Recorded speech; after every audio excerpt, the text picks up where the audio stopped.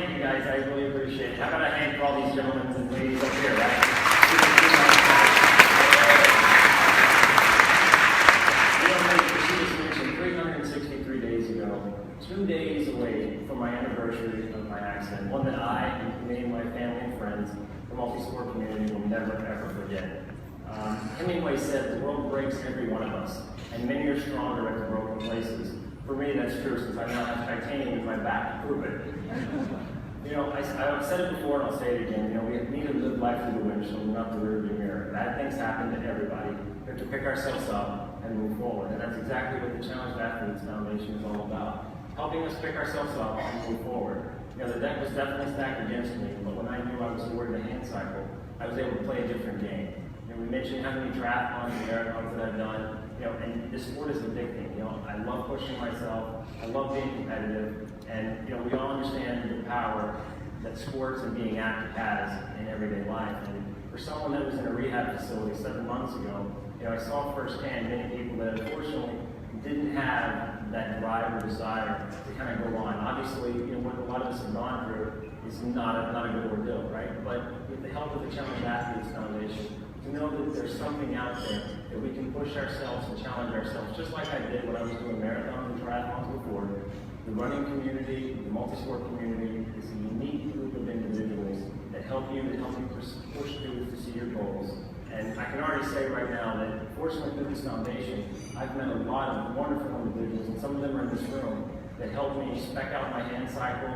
But more importantly, it's a unique network and bond of individuals that, while the doctors, the nurses, the rehab facilities are great, until you're in these shoes, until you're in the seat, right, it's hard to specifically relate to what we're going through. And these athletes not only, again, help you out on the physical side, but help you out on the mental side, but also how do you recover? Some of the things that are new to me: how do I get around in the new chair? How do I get around the city? How do I move my new way about? And ever since I got my grant, I knew that I had to set my sights on challenging myself, putting myself out there with the same group and same community that helped me before. So 10 months to the day of my accident in April, I did the Rutgers Half Marathon in this hand cycle. That same anticipation, that same nervousness I had 170 times before, just like many of you guys have had in this room before a race, before a 5K, a marathon, an Ironman, right? You're anxious, you can't sleep the night before. My pre-meal the night before was the same. The anticipation, sitting at the start line, was exactly the same. I was just doing it in a different way. And I knew that once I got back doing what I love to do, the group of people that have supported me, doing what I love to do and helping us push through and find a new normal, I knew that would move mountains. And I think that we need to challenge ourselves to continue to help the folks that are in rehab, the folks that are newly injured, because this is new to all of us.